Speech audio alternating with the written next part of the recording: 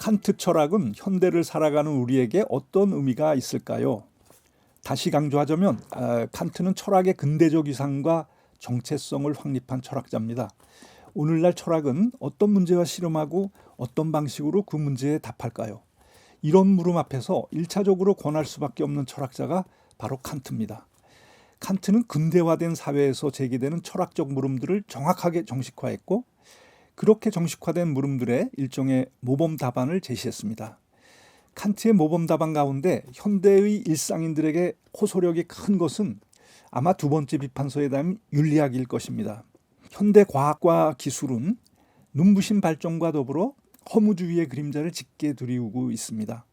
인간을 포함한 자연의 모든 사물이 가공할 기술적 조작이 대상으로 전락하는 마당에 이 세상에 존재하는 것은 무의미한 물질과 맹목적인 자연 법칙뿐이라는 믿음이 확산될 수밖에 없습니다.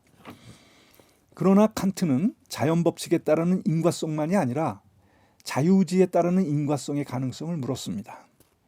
그리고 도덕 법칙이 계시하는 자유의 왕국을 향하여 인류 전체와 함께 이루어 가야 할 소명 앞에서 전율합니다.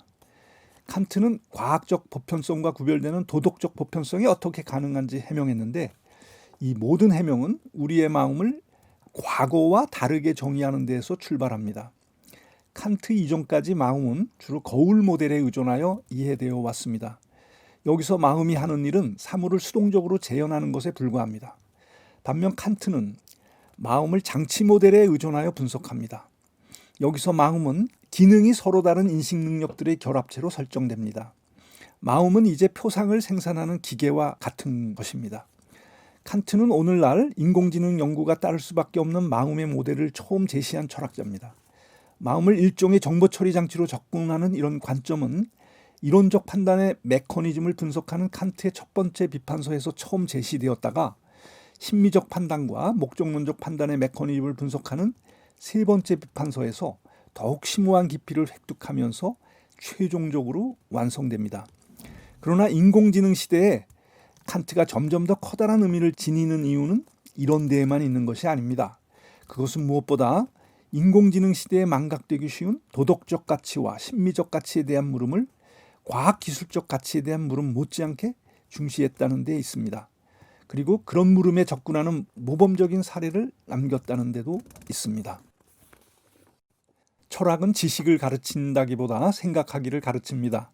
이 점을 강조하기 위해 칸트는 알므로서의 철학과 활동으로서의 철학하기를 구별했습니다.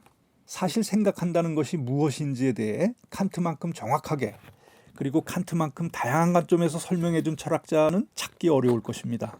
오늘날 우리가 칸트를 읽어야 하는 이유도 최종적으로는 바로 여기에 있을 것입니다. 순수이성 비판에서 칸트는 지성적 사고가 구체적인 직관의 세계에서 자유롭게 전개되기 위한 조건을 가르칩니다. 지성적 사고는 하나의 개념을 구성하는 요소들, 혹은 서로 다른 개념들이 관계하는 방식을 하나의 도식으로 압축할 때 비로소 완성됩니다. 생각한다는 것은 때로 그림을 그린다는 것, 다이어그램을 만들어간다는 것과 같습니다. 인식과 사유를 구별하는 대목도 중요하죠. 여기서는 이론적 사고를 넘어서는 형이상학적 사유, 지성적 사고가 아니라 이성적 사유가 문제입니다. 이성적 사유란 지식의 세계 전체의 일관성을 부여하는 최후의 구심점, 다시 말해서 이념에 대한 사유입니다. 그러나 그 구심점은 우리가 개념적으로 파악하려고 시도하자마자 역설을 낳는 어떤 불가해한 물음으로 나타납니다. 실천이성 비판은 우리가 때로는 생각을 멈추어야 한다고 가르칩니다. 도덕적 실천과 윤리적 행위의 세계에서는 아무 생각 없이 무조건 받아들여야 하는 사실이 있는데, 그것이 바로 도덕 법칙이자 그것이 계시하는 자유라는 것이죠. 칸트의 윤리적 사유는 인간 속에 숨어있는 기괴한 힘을 이해해 보려는 노력입니다. 그 힘은 거대한 권력이나 재산, 심지어는 자신의 생명까지도 포기할 수 있는 양심의 힘입니다. 칸트는 그 양심을 자기 입법의 의지로, 다시 말해서 자유로 정의합니다. 그리고 그 자유의 숭고한 위력을 자연의 숭고한 모습과 마주 세웁니다.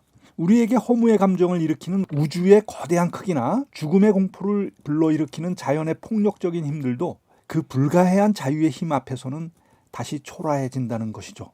판단력 비판에서는 규정적 판단과 반성적 판단력을 나누는 대목이 각별합니다. 여기서는 개념에서 출발하는 사고가 아니라 개념에 도달하는 사고, 규칙을 적용하는 사고가 아니라 규칙을 창안하는 사고가 문제입니다.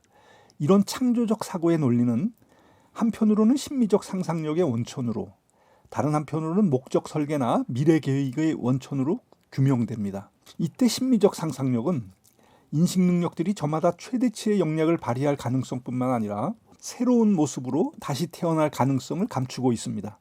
그러나 이것이 전부가 아닙니다. 칸트적 의미의 심미적 상상력은 타인의 관점에서, 나아가 인류의 관점에서 자신의 체험을 반조하는 능력을 포함합니다. 이 점 때문에 칸트는 심미적 판단력의 도야야말로 인간성의 도야로, 나아가 사회성의 도야로 나아가는 지름길로 보았습니다. 이와 달리 목적론적 판단력에서는 문화 일반의 기용과 그 발전의 원동력을 봅니다. 크건 적건 인간이 이룩한 대부분의 문화적 성취는 목적을 설계하고 미래를 계획하는 인간 특유의 사고 능력에서 비롯된다는 것입니다. 우리는 이제까지 칸트를 철학의 근대적 정체성을 확립한 철학자로, 그러나 동시에 근대인에게 생각하는 법을 가르친 위대한 스승으로 부각시키기 위해 노력했습니다. 생각한다는 것이 무엇인지 깊게 생각하고 싶은 독자들은 관련 부분들을 여러 번 반복해서 들추어 보기 바랍니다.